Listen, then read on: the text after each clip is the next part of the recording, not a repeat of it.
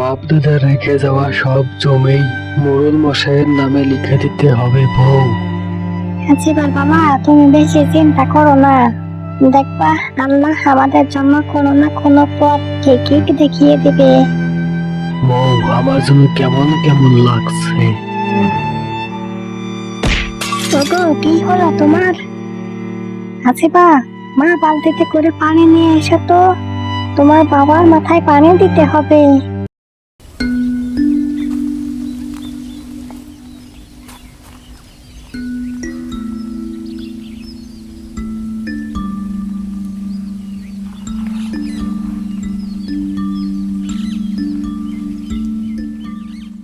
হ্যাঁ, বলি ও ভাতিজা, তুমি কি আমাকে একটু মুক্তারপুরের রাস্তাটা বলে দিবে? ও ভাতিজা, আমি মুক্তারপুর যাব, তুমি আমাকে মুক্তারপুরের রাস্তাটা বলে দাও না ভাতিজা। কি কাকা, তোমার আবার কি হলো? হ্যাঁ, সকাল সকালে একটু ঘুমিয়েছিলাম, তা দিলে তো ঘুমটাই নষ্ট করে। তা কাকা, তোমার কি চাই শুনি? ভাতিজা, আমাকে একটু বলে দাও না, মুক্তারপুরে যাওয়ার রাস্তাটা কোন দিক দিয়ে আমি মুক্তারপুর যাব? মুক্তারপুর যাবে তুমি? তা ওখানে কি কাজ আছে তোমার শুনি? আছে ভাতিজা, আমার ওখানে অনেক কাজ আছে, তুমি শুধু আমাকে মুক্তারপুর যাওয়ার রাস্তাটা দেখিয়ে দাও বাবা। আচ্ছা শোনো কাকা, এই রাস্তা দিয়ে সোজা হেঁটে চলে যাবে, তারপর দেখবে 3 রাস্তার মোড়। তুমি ডান দিকের রাস্তা দিয়ে একটু এগোবে, কিছুক্ষণ হাঁটার পর দেখতে পাবে 4 রাস্তার মোড়। 4 রাস্তার মোড়েই তুমি দেখতে পাবে মাঠ থেকে সোজা একটা খাল এসে একটা রাস্তার সাথে মিশে বয়ে চলেছে। তুমি খাল পাড়ের রাস্তা দিয়ে ওই মিনিট 5 হাঁটলেই সামনে দেখতে পাবে একটা বট গাছ। বট গাছের ডান দিকে যে রাস্তাটা গেছে ওটাই হলো মুক্তারপুরের রাস্তা। তুমি ওই রাস্তা দিয়ে সোজা হাঁটলেই পৌঁছে যাবে মুক্তারপুর। ঠিক আছে কাকা? হ্যাঁ ভাতিজা, তোমাকে যে কি বলে ধন্যবাদ জানাই। ভাতিজা, আল্লাহ যেন তোমাকে অনেক দিন বাঁচিয়ে রাখে, আর তুমি এভাবেই মানুষের উপকার করো। ভাতিজা, আমি তাহলে চলি। হ্যাঁ,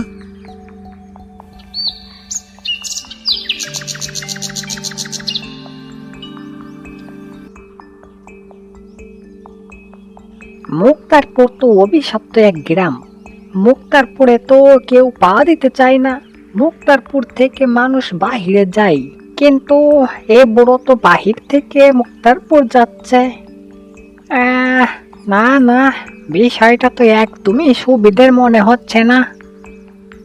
এই বুড়োকে তো এর আগে কখনোই আশেপাশে 2-4 গ্রামেই দেখি নাই, তাও আবার মুক্তারপুর যাচ্ছে।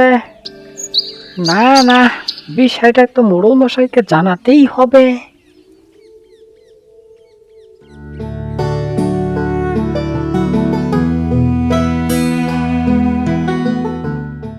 সেই কখন থেকে হেঁটেই চলেছি, বটগাছ তো দেখতেছি না।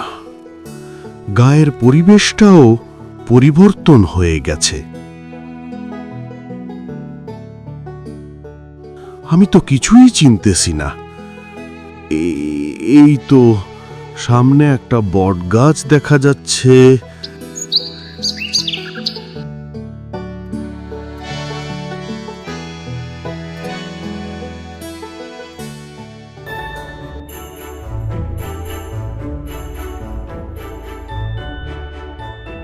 কিরে কালু, তুই এমন তাড়াহুড়া করে আমার কাছে আসলি, তা কিছু কি হয়েছে নাকি? হ্যাঁ,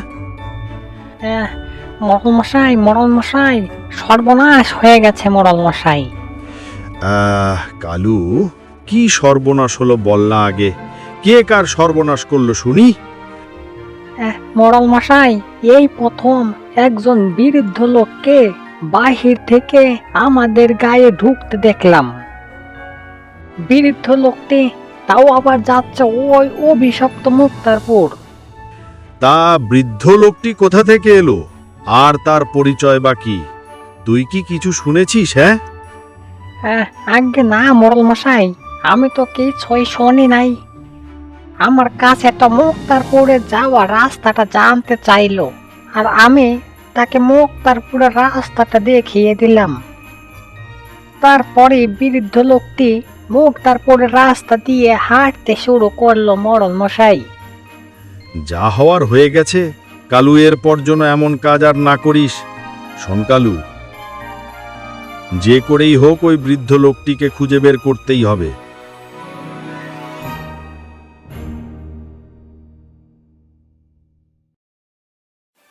কে গো তুমি? আমি তো তোমাকে এই গায়ে আগে কখনোই দেখি নাই। তুমি কোথা থেকে এসেছো? আমি এক অসহায় মানুষ বাবা। আমার জন্ম এই গাঁয়েই হয়েছিল। এই গাঁয়েই আমার বাপ দাদার ভিটা আছে। আমি এ গাঁয়েরই বাসিন্দা। আপনি এ কি বলছেন? আপনি মুক্তারপুরের বাসিন্দা? তা আপনি এতদিন কোথায় ছিলেন? আর এতদিন মুক্তারপুর আসেন নাই বা কেন? সে কথা বাবা আমি তোমাকে পরে বলবো।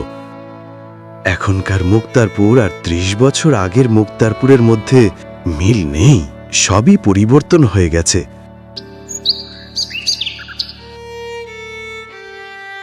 এই মাঠগুলো আগে অনেক বড় ছিল, এখন বাড়িঘর হয়ে মাঠগুলো অনেকটাই ছোট হয়ে গেছে।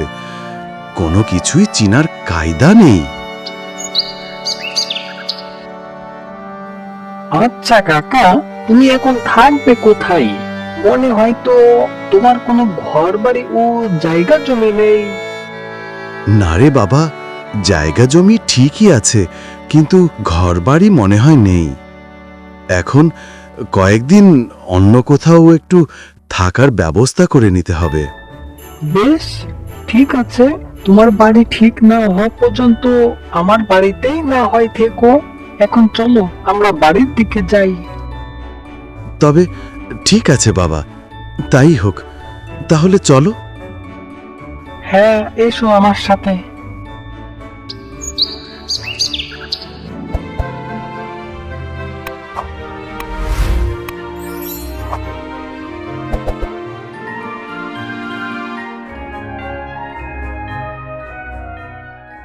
এই এই দাঁড়া কালু, তুই কি আসলেই সত্য কথা বলছিস, নাকি আবার আমাকে ভোগান্তি করার জন্য এমন কথা বলেছিস? মোড়ল মশাই, এই কালু কখনোই মিথ্যা কথা বলে না।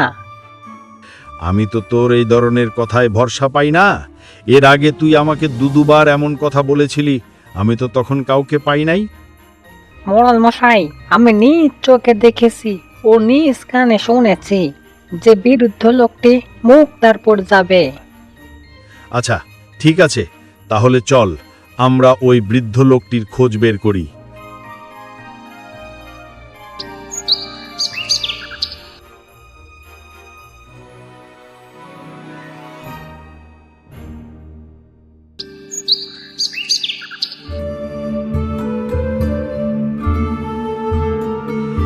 এতটা পথ খুঁজলাম, তা বৃদ্ধ লোকটিকে তো কোথাও দেখছি না।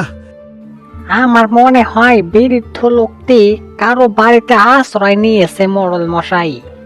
না না, এ হতে পারে না, কারণ আমি এ গায়ের সবাইকেই শক্ত করে বলে দিয়েছি অপরিচিত কাউকেই কারো বাড়ি আশ্রয় না দিতে।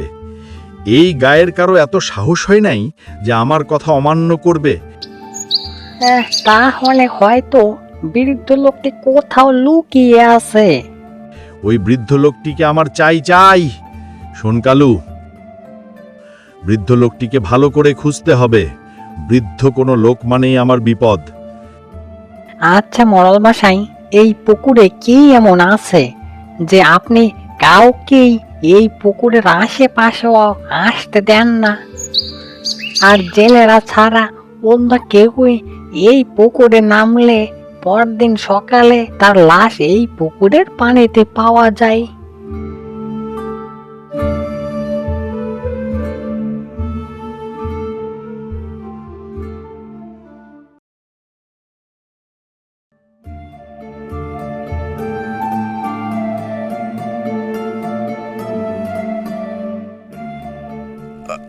আরে এটা কবিরের বাড়ি না? ওখানে তো ওই জাম গাছটাও আছে। কে আপনি আর কার নাম বললেন? কবির কবির হলো আমার চাচাতো ভাই। এ বাড়িতে কবির থাকতো না? হ্যাঁ চাচা, উনি হলেন আমরা শ্বশুর মশাই, আর এটাই ওনার বাড়ি। ও তাই বলো। আমার কি সৌভাগ্য, এতদিন পরে এ গায়ে ফিরে এসে তোমাদেরকে দেখব, তা তো আমি বিশ্বাসই করতে পারছি না। তা কবির কোথায়? ওকে তো দেখছি না।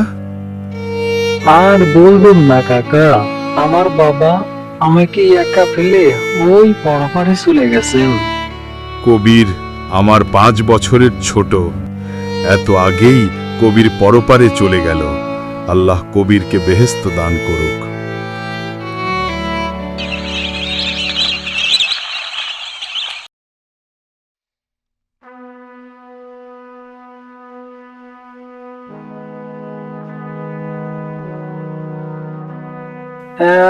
কাকা, আমাকে এই সন্ধ্যাবেলায় তাও আবার এই পুকুর পাড়ে নিয়ে আসলেন কেন? আপনি কি জানেন এই পুকুরটা কার আর এই পুকুরে কি আছে? তুমি বলো তো বাবা, এই পুকুরটা কার?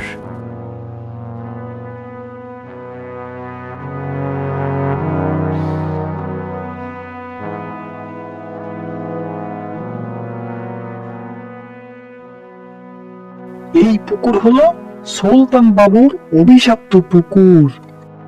এই পুকুরটা অভিশপ্ত না, আর এই পুকুর সুলতানেরও না। কি বলছো কাকা? তাহলে এই পুকুরটা কার? এই পুকুরের আসল মালিক হলাম আমি। আজ থেকে 30 বছর আগে এ গায়ে থেকে আমরা সপরিবারে চলে যাই। কিন্তু কেন? আর যদি এই পুকুর তোমাদেরই হয়, তাহলে এই পুকুরটাকে কি করেছো যে এই পুকুর এমন অভিশপ্ত পুকুর হয়ে গেছে? আপনি কি জানেন এই পুকুর প্রতি বছর কতগুলো মানুষের জীবন কেড়ে নেয়? সেই এক লম্বা কাহিনী বাবা। চলো, আমি বাড়ি ফিরে গিয়ে তোমাকে সবকিছু খুলে বলবো বাবা।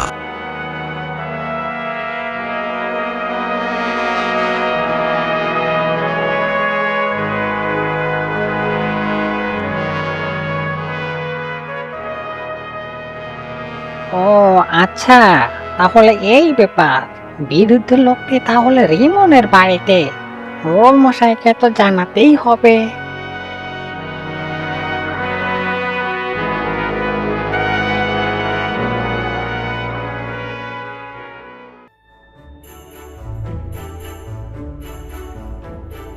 জানিস রে বাবা, রিমন, আমাদের এই গায়ে 30 বছর আগে কোনো কিছুরই কমতি ছিল না।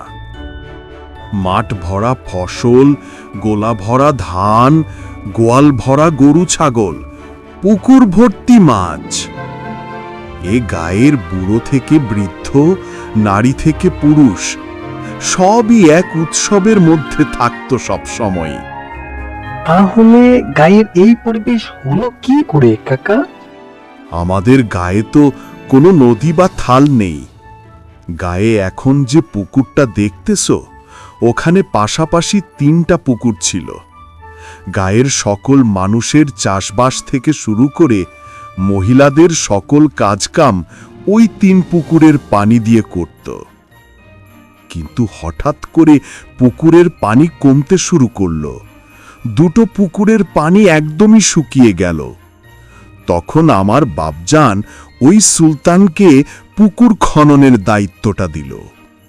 সুলতান বাপজানের কথা মতো লোকজন নিয়ে পুকুর খননের কাজ শুরু করে এবং 3 পুকুরকে খনন করে এক পুকুরের সাথে মিলিয়ে দেয়। খনন শেষে পুকুর থেকে আগের তুলনায় অনেক বেশি পরিমাণে পানি উঠে আসে। 7 দিন পর এই উপলক্ষে আমার বাপজান গায়ের লোকজনদেরকে নিয়ে একটা অনুষ্ঠানের আয়োজন করে। অনুষ্ঠান শেষে যারা পুকুরের পাড় দিয়ে বাড়ি ফিরছিল তাদের সকলকেই সুলতান অন্য এলাকার লোক দিয়ে মেরে ওই পুকুরের পানিতে ফেলে রাখে। এরপর থেকে যারা ওই পুকুরের পানি ফসলের জমিতে ব্যবহার করত তাদের সকলকে রাতের আধারে মেরে ওই পুকুরের পানিতে ফেলে রাখে। এরপর সুলতান গায়ের সকল মানুষের মাঝে বলে বেড়ায় ওই পুকুরটা হলো অভিশপ্ত পুকুর।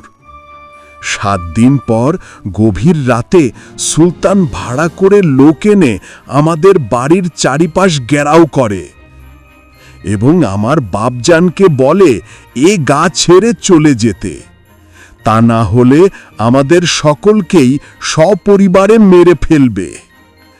আমাদেরকে মারার হুমকি দেয়।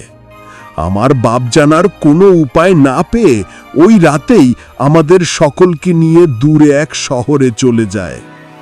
ওই পুকুরটা যে আসলেই অভিশপ্ত না এটা না কেউ জানে, না কেউ এতদিন জানার চেষ্টা করেছে। কাকা, তুমি কি বলছো? তাহলে এতদিন তুমি এ গায়ে আসো নাই কেন? আমার বাপজানের কথা রাখতে গিয়ে আমি এতদিন এ গায়ে আসি নাই। আমার বাপজান মৃত্যুর আগে বলেছিল, বাবা তুই বার্ধক্যে পৌঁছানোর আগে আমাদের ওই গ্রামে যাবি না। যখন বার্ধক্যে পৌঁছাবি তখন ওই গায়ে যেয়ে সুলতানের সকল অপকর্মের কথা সবাইকে জানিয়ে দিবি আর এর উপযুক্ত শাস্তির ব্যবস্থা করবি। তাই আমি এতদিন পর এই গায়ে ফিরে আসলাম। কাকা, আমি সবই বুঝেছি, তোমার কিছুই করা লাগবে না। এখন যা করার আমি করব, তুমি শুধু দেখো আমি কি করতে পারি।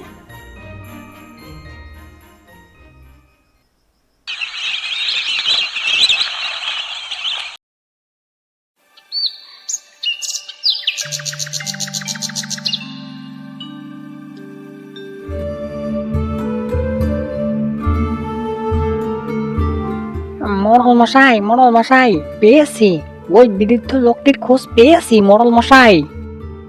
কি বলছিস রে কালু? তা কোথায় পেলি ওই বৃদ্ধ লোকটির খোঁজ? মোড়ল মশাই, আমি ওই রিমন আর বৃদ্ধ লোকটিকে পুকুরের পাড়ে দাঁড়িয়ে কথা বলতে দেখেছি। আর হ্যাঁ, বৃদ্ধ লোকটি বলছিল এগুলো আমার। কিন্তু কি যে আমার করছে এটা আমি বুঝতে পারি নাই মোড়ল মশাই। বৃদ্ধ লোকটির পরিচয় কি, তা কি তুই জানেছিস? হ্যাঁ, আগে না মোড়ল মশাই, দূর থেকে অত কিছু কি শোনা যায়, তবে এখন রিমনকে ধরলে সকল কিছু জানা যাবে। কালু তুই কিন্তু ঠিকই বলছিস, চল এখন রিমনকে গিয়ে ধরতে হবে।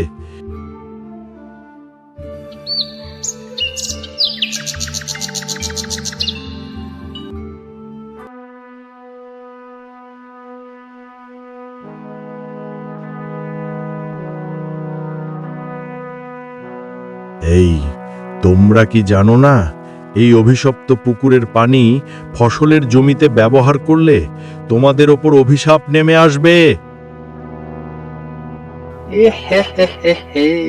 কে বলেছে এই পুকুরটা অভিশপ্ত?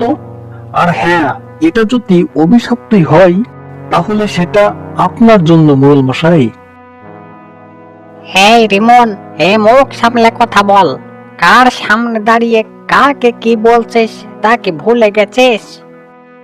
আমি ভুলিনি কালু ভাই, তুমি মনে হয় জানো না, তোমার বাবা এই পুকুরের পানি জমিতে ব্যবহারের কারণেই মারা যায়। এই পুকুরের অভিশাপ তাকে মারেনি, কিছু নেকড়ে জাতীয় মানুষ তোমার বাবাকে মেরে ফেলেছে। রিমন, কি বলছিস তুই এসব? বিশ্বাস করিস না কালু, কি মনের কথা, রিমন মিথ্যা বলছে। আমি মিথ্যা বললেও এই বৃদ্ধ লোকটি তো আর মিথ্যা বলবে না। কাকা, তুমি এখন বলো। হ্যাঁ, রিমন যা বলতেছে সবই সত্য। এই সুলতান পাশের গায়ের লোকজন ভাড়া করে এনে তোমার বাবাকে মেরে ফেলেছে। শুধু তাই নয়, এই সুলতান অধিক সম্পত্তির লোভে গত ৩০ বছরে যাদের যাদের লাশ এই পুকুরে পাওয়া গেছে তাদের সকলকেই লোকজন দিয়ে মেরে ফেলেছে। আর মানুষের মাঝে এই পুকুরটাকেই অভিশপ্ত বানিয়ে রেখেছে। কিন্তু সুলতান ঠিকই এই পুকুরের মাছ বিক্রি করে মোটা অঙ্কের টাকা লাভ করে নিচ্ছে। এখন আমাদের উচিত এই সুলতানকে এর উপযুক্ত শাস্তি দেওয়া।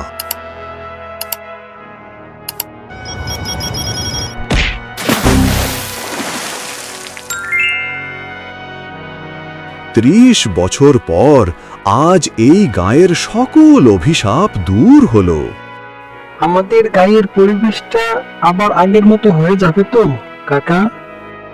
আবার এই গায়ের সকল মানুষের মাঠ ভরা ফসল, গোলা ভরা ধান, গোয়াল ভরা গরু ছাগল ও পুকুর ভরা মাছ হবে, যা এ গায়ের সকল মানুষের মাঝে আমি ফ্রিতে দিয়ে দিব। গায়ের সকল মানুষের মধ্যে আনন্দ ফিরে আসবে।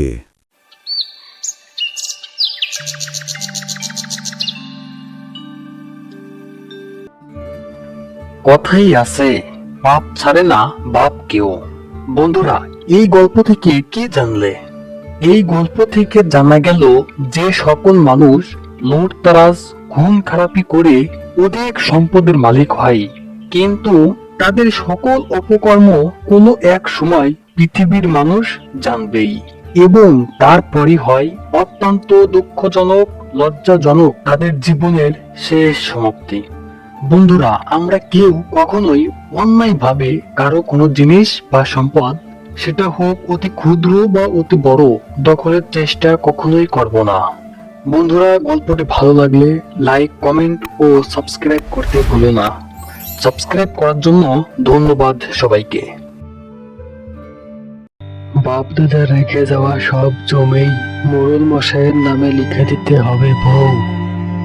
এবার বাবা, তুমি বেশি চিন্তা করো না, দেখবা আল্লাহ আমাদের জন্য কোনো না কোনো পথ ঠিকই দেখিয়ে দিবে।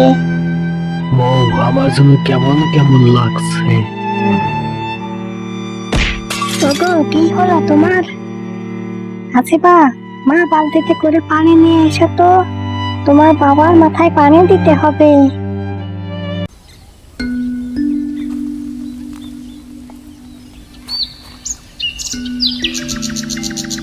বাহ বাহ, শুক্রিয়া আল্লাহর কাছে, এবছর আমার জমিতে ফড়ার জোরানো ধান ফলেছে।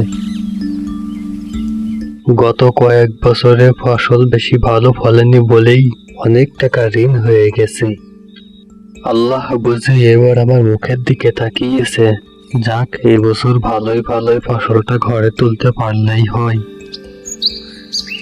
দুপুর হয়ে গেছে, ভর দুপুরে মাঠে থাকাটা ঠিক হবে না। যাই, এখনই বাড়ির দিকে ফিরে যাই।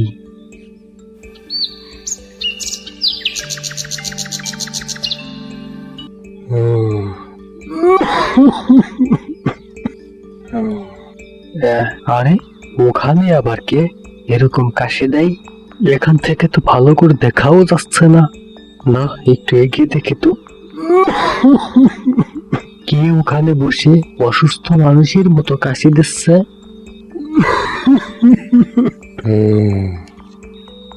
আরে বাবা, আপনি কি? আপনার কি হয়েছে? আপনাকে তো এর আগে এই গ্রামে কখনোই দেখি নাই।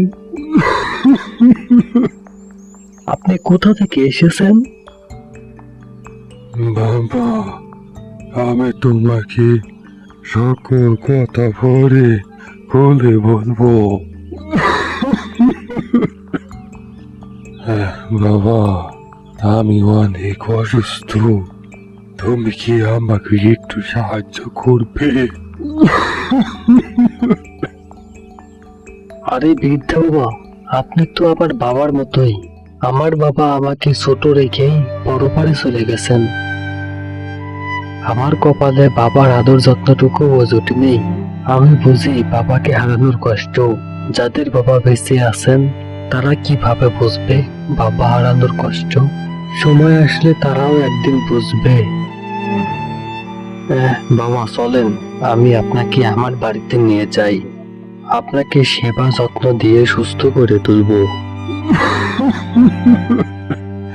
কিন্তু বাবা, না বাবা, কোনো কিন্তু নয়, আপনি আমার সাথে চলেন।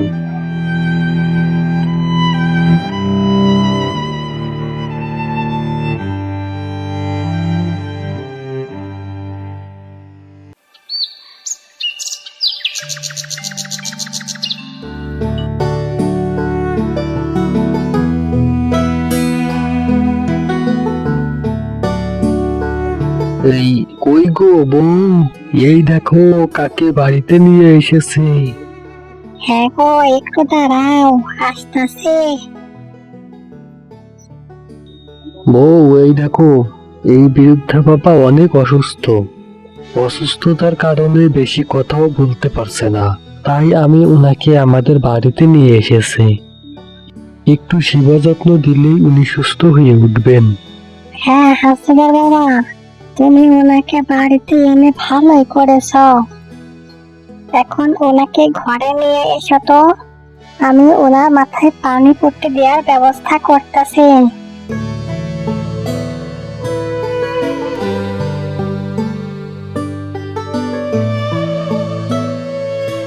ওগো, বৃদ্ধ বাবার মাথায় এই পানি পট্টিটা দিয়ে দাও তো। হ্যাঁ বউ, হ্যাঁ, পানি পট্টিটা আমার কাছে দাও তো দেখি।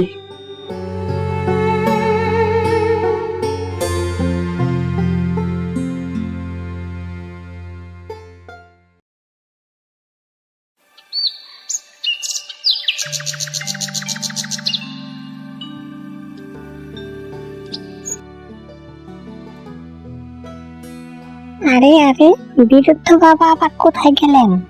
বৃদ্ধ বাবাকে তো কোথাও দেখছি না। তাহলে বৃদ্ধ বাবা আবার বাহিরে কোথাও যায়নি তো? দেখি তো বৃদ্ধ বাবা বাহিরে কোথাও আছে কিনা।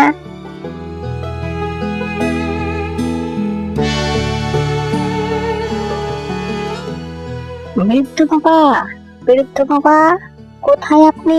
বৃদ্ধ বাবা, দেখি তো পুকুর পাড়ে আছে কিনা।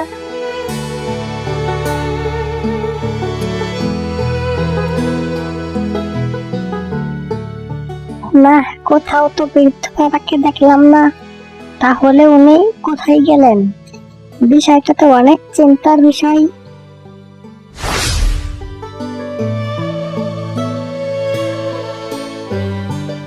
হ্যাঁ গো, তোমার বৃদ্ধ বাবাকে তো কোথাও দেখছি না। হ্যাঁ, কি বলো তুমি? তুমি কি বাহিরে দেখেছিলে নাকি আবার?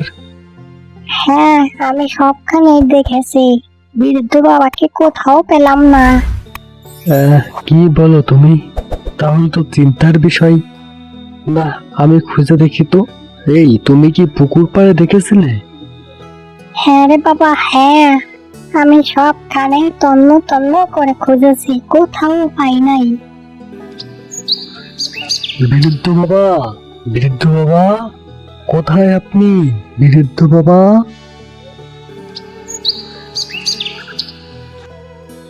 এই যে রতন ভাই, তুমি কি কোনো অসুস্থ বৃদ্ধ লোককে দেখলে? হ্যাঁ, বৃদ্ধ লোক? তা বৃদ্ধ লোকটা দেখতে কেমন? লম্বা না খাটো, ফর্সা না কালো? হ্যাঁ, বৃদ্ধ লোকটা উঁচু লম্বা, ভালোই, দেখতেও ফর্সা। তুমি কি এরকম কোন লোক দেখেছো? এই তো রিমনকে খাটানোর একটা মোক্ষম সময়, এই সুযোগে রিমনকে খাটিয়ে নেই। কি গো রতন ভাই, তুমি মনে মনে কি বলো? তুমি কি বৃদ্ধ লোকটাকে দেখেছো? হ্যাঁ, হ্যাঁ হ্যাঁ, দেখেছি তো বটেই। তা উনি কোথায় আছে? দেখলাম ওই খাল পাড়ে একজন অসুস্থ বৃদ্ধ লোক বসে আছে। আমাকে বলে, বাবা তুমি কি আমাকে রিমনের বাড়িতে গিয়ে দিয়ে আসবে? আমি পথ ভুলে এখানে চলে এসেছি। তখন আমার হাতে কাজ ছিল বলেই আমি তাকে তোমার বাড়িতে দিয়ে যেতে পারি নাই। তা রিমন ভাই, তুমি ওখানে গিয়ে দেখতে পারো। হ্যাঁ, ওই খাল পাড়ে এত দূরে? এখন দেখো তুমি এত দূর ওই বৃদ্ধ লোকটাকে আনতে যাবে কিনা এটা সম্পূর্ণই তোমার ব্যাপার। হ্যাঁ,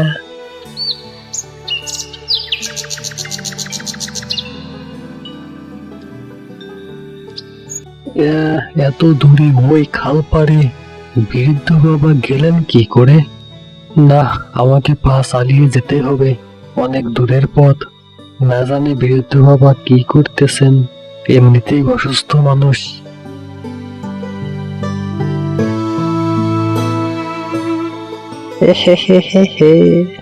বেটাকে আজকে কঠিন শিক্ষা দিতে পেরেছি।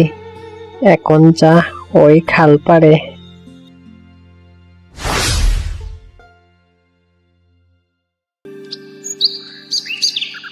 কি গো, বৃদ্ধ বাবাকে কি খুঁজে পেলে? না রে বউ, বৃদ্ধ বাবার কোনো খোঁজই পেলাম না। এখন দুটো খাবার দাও তো, খাবার খেয়ে মাঠের দিকে যাব। হ্যাঁ, দিচ্ছি গো। তুমি হাত মুখ ধুয়ে আসো তো দেখি।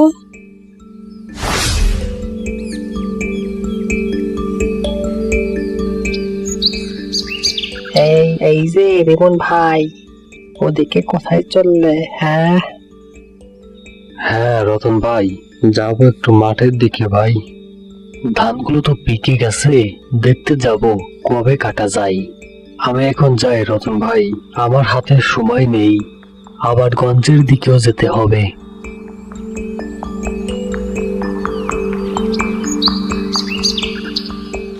কিরে রফিক, কদে এখন আমাদের কি করা উচিত? রতন ভাই, আমাদের ফর্মুলা বলে তো, রিমন মিয়ার মাঠের সব ধানে আজ রাতে গায়েব করে দেওয়া উচিত।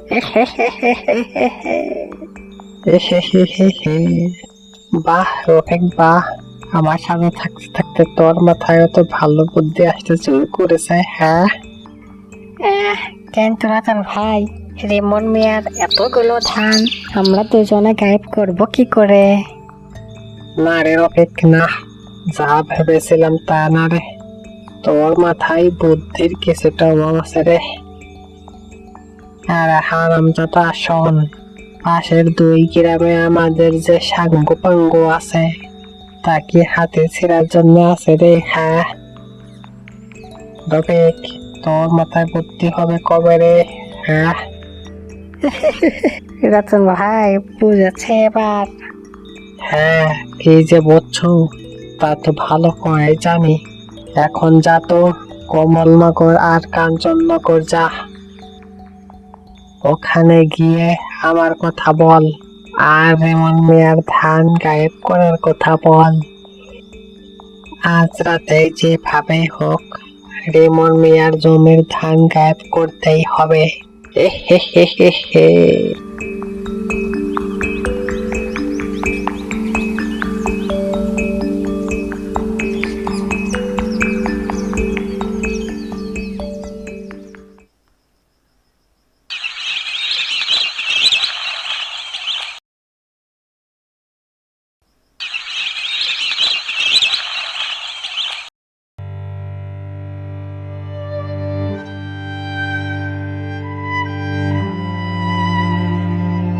হাই হাই হাই, এ আমার কি হয়ে গেল?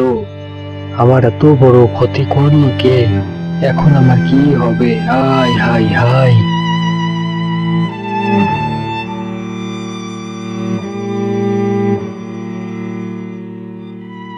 হ্যাঁ রে রেমন ভাই, কালকে বিকেলেও তো তোমার জমিতে ফসল দেখলাম, তাই এক রাতের ভেতর তোমার জমির এতগুলো ফসল কেটে নিয়ে গেল কারা? হ্যাঁ, তুমি কি কাউকে সন্দেহ করো? না রে ভাই কবির, আমি তো কোনোদিনই কারো কোনো ক্ষতি করি নাই। আমার জানা মতে তো আমার কোনো শত্রুও নেই। আমি কাকেই বা সন্দেহ করব? তুমিই বলো কবির। এখন আমি কি আর করব? মোড়ল মশাইয়ের কাছ থেকে সমস্ত জমির দলিল দিয়ে ঋণ করে টাকা এনেছিলাম, তাই এবছরেই দেওয়ার কথা ছিল। ঋণের টাকা সময় মতো পরিশোধ না করতে পারলে সমস্ত জমি মোড়ল মশাইয়ের নামে লিখে দেওয়ার কথা। এখন আমার আর কি করার আছে কবির? ফসলের সাথে সাথে আমার জমিটুকুও আর থাকলো না। রিমন ভাই, আপনি এত ভেঙে পড়বেন না। দেখবেন আল্লাহ আপনার জন্য কোনো না কোনো ব্যবস্থা ঠিকই করে দিবেন। আল্লাহর উপর ভরসা করেন। এখন চলেন বাড়ির দিকে ফিরে যাই। আপনি এখানে বেশিক্ষণ থাকলেও অসুস্থ হয়ে পড়বেন। আপনি আমার সাথে আসেন তো ভাই।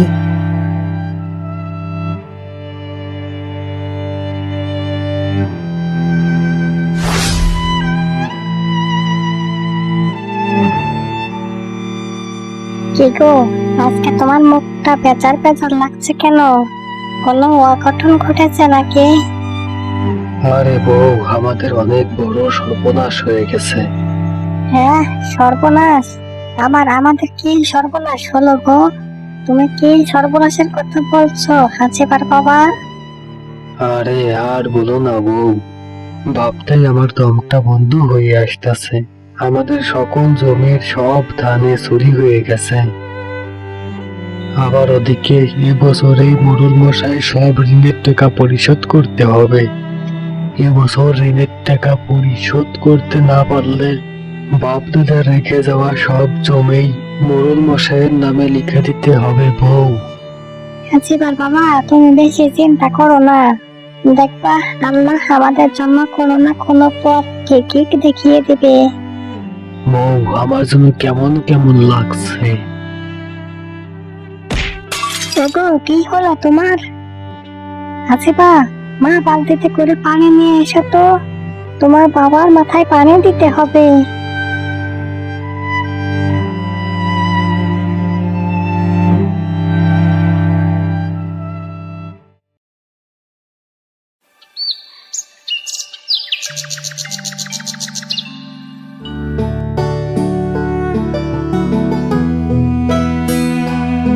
এই যে রিমন মিয়া, বাড়ি থেকে আসো। রিমন মিয়া,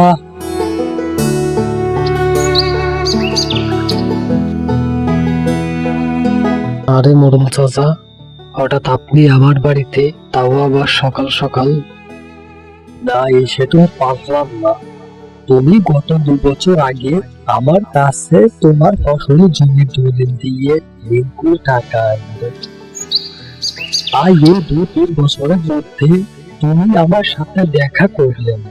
কারণ কি? হ্যাঁ, মোড়ল মশাই, এত কাজের চাপে আপনার সাথে দেখা করার মতো বাড়তি কোনো সময় পাইনি। মোড়ল মশাই, এজন্য আমি খুবই দুঃখিত। আমাকে ক্ষমা করে দিন মোড়ল মশাই। সে না হয় গত কয়েক বছর দেখা করলাম, তার জন্য ক্ষমা করে দিলাম। কিন্তু আমার টাকা পরিশোধের সময় তো এবছরেই শেষ হয়ে যাবে। আর তুমি আমার টাকা পরিশোধ করবে কবে? হ্যাঁ, মোড়ল মশাই, আপনি যে কি বলেন? রিমন মিয়া আর কিভাবে আপনার ঋণের টাকা পরিশোধ করবে? রিমন মিয়া সকল জমির সমস্ত ফসলই তা চুরি হয়ে গেছে। এখন রিমন মিয়া আর কোথা থেকে টাকা পাবে?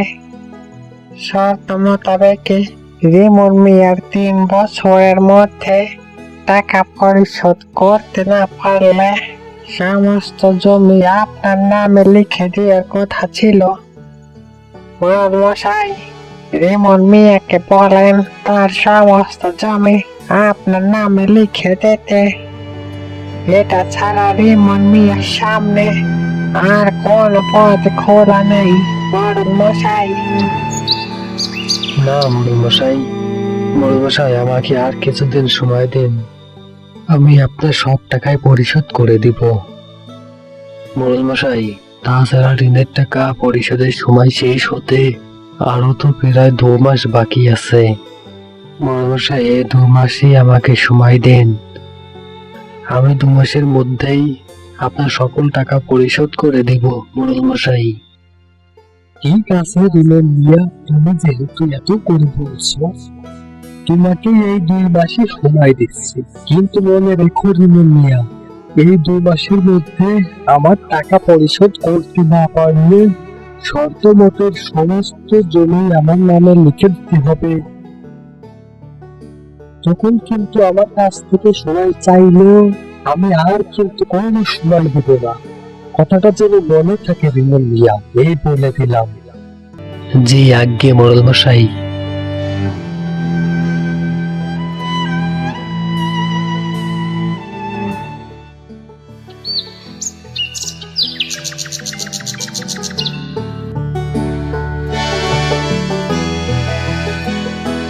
আরে ওই গাছের গোড়ায় কে বসা? মনে হচ্ছে বৃদ্ধ বাবা। এগিয়ে দেখি তো।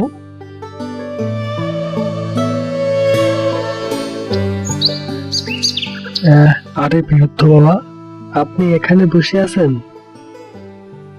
গতকাল আমি আপনাকে কত জায়গায় খুঁজেছি, আমি তো আপনাকে কোথাও পেলাম না। আপনি কোথায় গিয়েছিলেন বাবা? আপনি কি এখন সুস্থতা অনুভব করছেন? সে কথা পরে হবে বাবা, আগে বলো তো, শুনলাম তোমার নাকি সকল জমির ফসলে চুরি হয়ে গেছে। হ্যাঁ বাবা, আমার জমির সমস্ত ফসলই কে বা কারা যেন চুরি করে নিয়ে গেছে। বাবা কি বলবো আর দুঃখের কথা, মোড়ল মশাইয়ের কাছ থেকে অনেক টাকা ঋণ করেছিলাম। তা ভেবেছিলাম এবছরের সমস্ত ফসল বিক্রি করে মোড়ল মশাইয়ের সমস্ত টাকায় পরিশোধ করে দিব। তা আর হলো না। এখন বুঝি বাপ থেকে রেখে যাওয়া সমস্ত ফসলি জমি মোড়ল মশাইকে লিখে দিতে হবে। বাবা রিমন, তুমি আর চিন্তা করো না বাবা, তোমার সততার সমস্ত পুরস্কারই তুমি পাবে বাবা।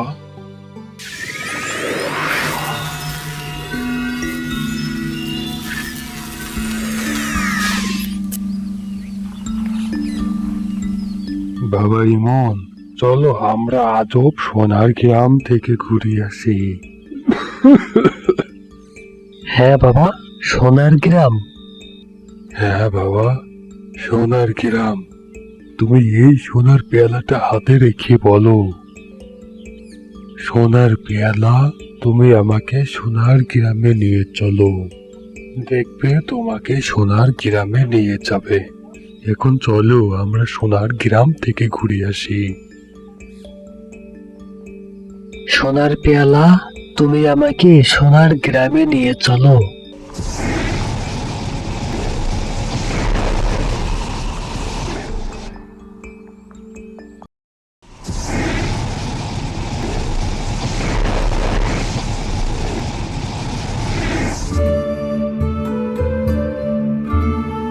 ও মাই গড, আসলেই তো পুরো গ্রামটাই তো সোনার।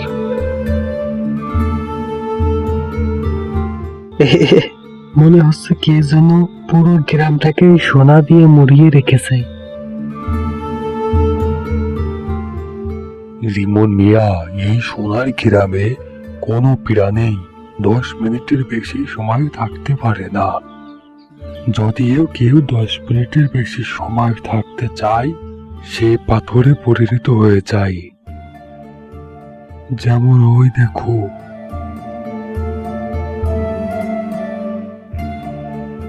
50 বছর আগে 3 জন মানুষ 10 বছরের বেশি সময় থাকতে চেয়েছিল, তারা পাথরে পরিণত হয়ে গেছে। তুমি ওই গাছ থেকে 3টি পাতা ছিঁড়ে নাও, তবে মনে রাখবে, তুমি যতবারই এখানে আসবে, এক গাছ থেকে 3টির বেশি পাতা ছিঁড়বে না।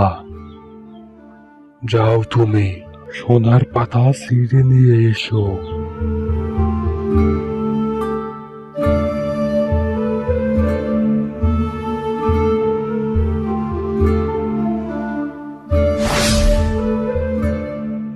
বাবা, এই 3টি পাতা তো ছিঁড়লাম, এখন কি করব?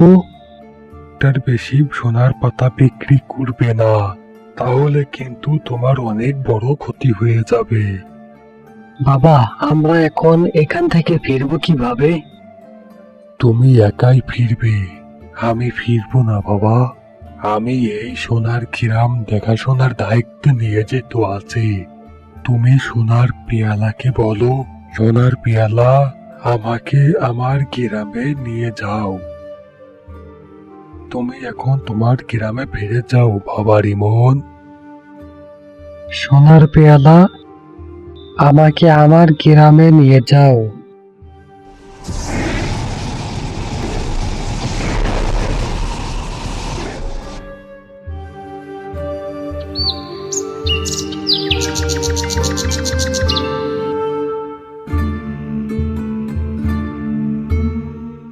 বউ, এই দেখো, আমাদের আর কষ্ট করে দিন কাটাতে হবে না।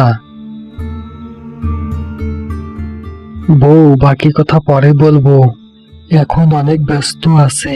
সোনার পেয়ালা আর পাতা দুটো রেখে দাও তো, আমি একটা সোনার পাতা বিক্রি করে মোড়ল মশাইয়ের ঋণের টাকাটা দিয়ে আসি।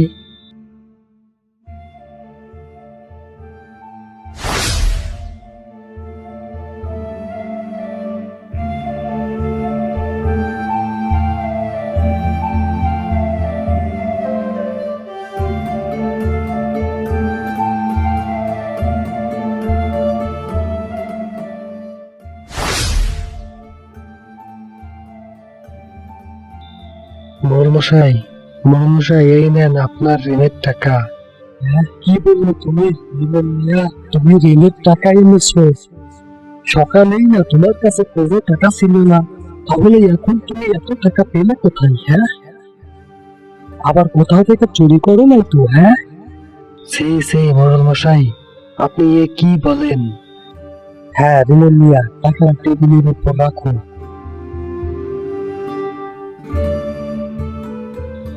মশাই, আমার জমির দলিলটা দেন। রিমন মিয়া, তোমার জমির দলিল তো আরো অনেক দলিলের মধ্যে রয়েছে, তা তুমি আগামীকাল এসে তোমার জমির দলিল নিয়ে যেও। জি আজ্ঞে মোড়ল মশাই।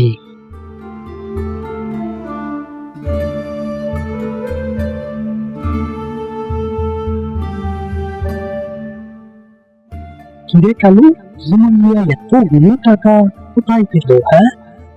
হ্যাঁ, মোড়ল মশাই, আমিও তো এটাই চিন্তা করতেছি।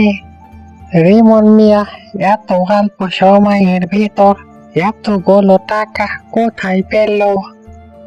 কালু, খোঁজ লাগা, দেখ রিমন মিয়া এতগুলো টাকা কোথা থেকে পেল। যে আজ্ঞে মোড়ল মশাই।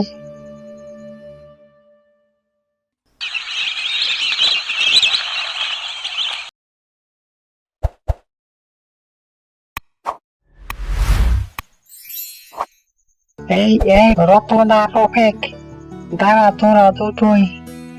কে তোরা এই রাতের বেলা আমার কাজ সর্বনাশ করে আসলি? হ্যাঁ, আরে কালু ভাই, কি যে বলেন, সেদিন মোড়ল মশাই আমাদের বিচার করার পরই তো আমরা চুরি চামারি করা ছেড়ে দিয়েছি। তা বেটা, তোর মিথ্যা কথা আমারে কি তোর মনে হয়? হ্যাঁ, দুদিন আগে তোরা দুজন পাশের গ্রামের লোক এনে রিমন মিয়া সব ধান কেটে নিয়েছিস, আমি কি তা জানি না রে? হ্যাঁ, এই দুদিন তোরা এই গ্রামে ছিলি না রে? শোন রতন, কালকে সকালেই আমার ভাগ আমার বাড়িতে পৌঁছিয়ে দিবে। যদি না দিস তাহলে তো জানিসই। আচ্ছা কালু ভাই, ঠিক আছে, আপনি এ নিয়ে কোনো চিন্তা করবেন না, আপনার ভাগ আপনার বাড়িতে পৌঁছে যাবে কালু ভাই। এখন যা, তোরা যেখানে যাচ্ছিলি।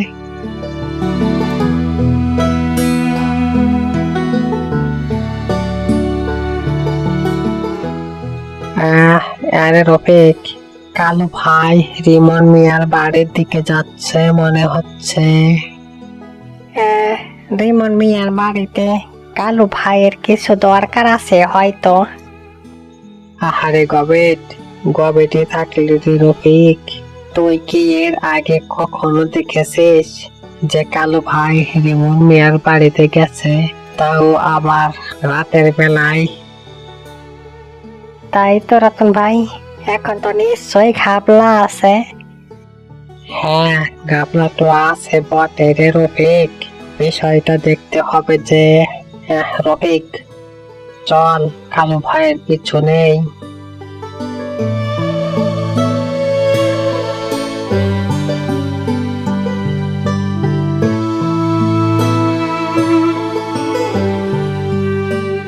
হ্যাঁ রে রফিক, কি বলেছিলাম? দেখ, কালু ভাই রিমন মিয়ার ঘরের জানালার কাছে ওকে মেরে কি যেন দেখতাছে। হ্যাঁ রতন ভাই, তুমি ঠিকই বলেছ।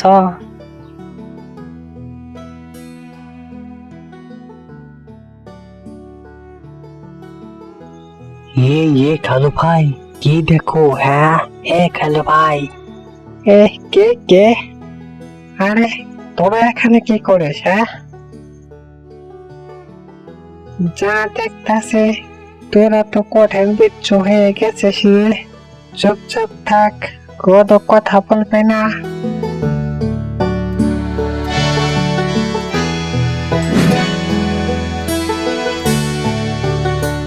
ওগো হাসিবার বাবা, তুমি এই সোনার পাতা ও সোনার পেয়ালা পেলে কোথায় তা বললে না যে? তাহলে শোনো বউ, আজকে দুপুরে জঙ্গলের ওই রাস্তায় দুদিন আগে আমাদের বাড়িতে অসুস্থতার ভাব নিয়ে যে বৃদ্ধ লোকটা এসেছিল তাকে দেখলাম বসে আছেন। আমি তার কাছে যাওয়ার পর সে আমাকে বলল, চলো সোনার গ্রাম থেকে ঘুরে আসি। আমি তো প্রথমে অবাক হয়ে গেলাম যে কি বলে। তারপর সে আমাকে এই সোনার পেয়ালাটা দিল আর বলল, তুমি এই সোনার পেয়ালাটাকে ধরে বলো, সোনার পেয়ালা, তুমি আমাকে সোনার গ্রামে নিয়ে যাও। তারপর আমি সোনার গ্রামে চলে গেলাম।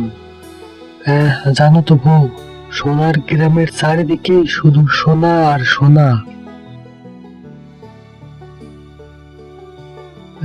আর ওখান থেকেই তো আমি সোনার পাতা এনে ওই পাতা দোকানে বিক্রি করে মোড়ল মশাইয়ের সমস্ত ঋণের টাকা পরিশোধ করে আসলাম।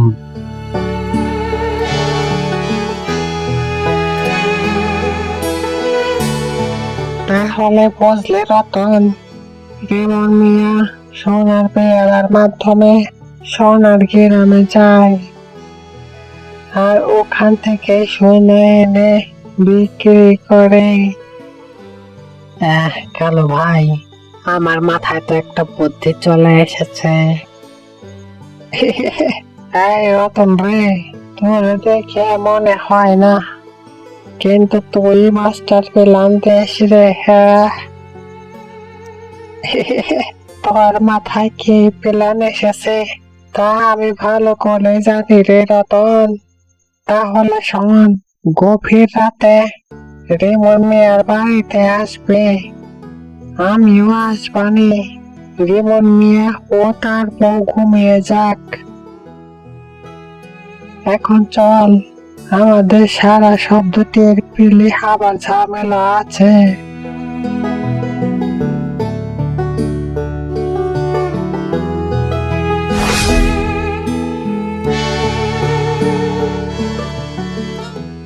কিরে রতন, রফিক ও কি হাসে নাই? কালু ভাই, এই রতন কাঁচা কোনো কাজ করে না। রফিককে পাঠিয়ে দিয়েছে রিমন মিয়ার বাড়ির খোঁজ আনতে। সাবাস রতন, সাবাস বেটা।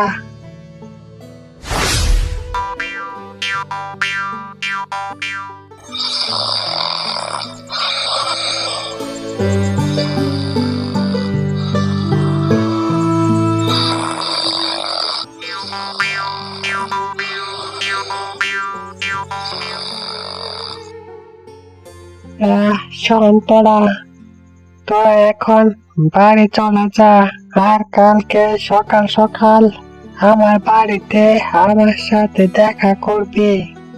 এখন চলে যা।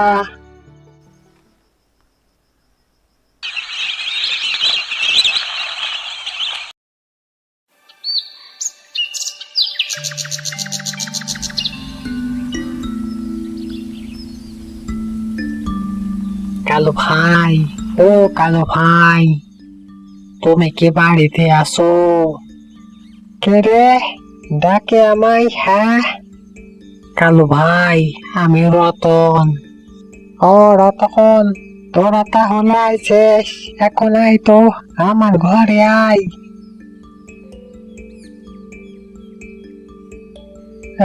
তোদের এখন আসার সময় হলো? হ্যাঁ, আমি তো তোদের জন্য কোন ভোর ফেলা থেকে অপেক্ষা করছি। আমার আর দর সহ্য হচ্ছে না রে, যে কখন যাব আমরা সোনার গ্রামে। এই একই লাইনে মিশে দাঁড়াতো দেখলে। সোনার পিয়ালা, আমাদেরকে তুমি সোনার গ্রামে নিয়ে যাও।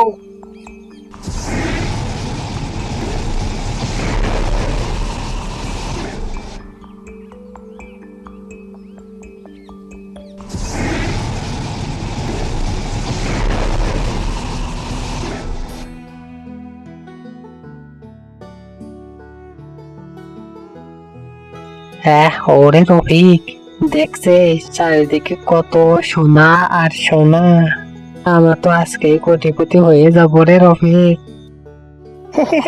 রতন ভাই, আজ থেকে আমাদের আর রাত জেগে চুরি ডাকাতি করতে হবে না। এখন আমরা পায়ের উপর পা তুলে খেতে পারবো।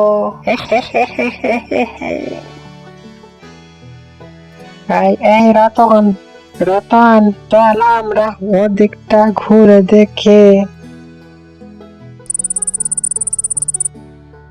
এই রতন, চল আমরা এখন এখান থেকে চলে যাই। সোনা দানা যতগুলো নিয়েছি তাতেই আমরা কোটিপতি হয়ে যাব। কালো ভাই, আমরা এখন এখান থেকে বের হব কি করে? তাই তো, আমরা এখন এখান থেকে বের হব কি করে? রতন ভাই, আমি এখানে আসতে চেয়েছিলাম না, তুমি আমাকে এখানে নিয়ে এসেছো। এখন তুমি আমাকে এখান থেকে বের করো।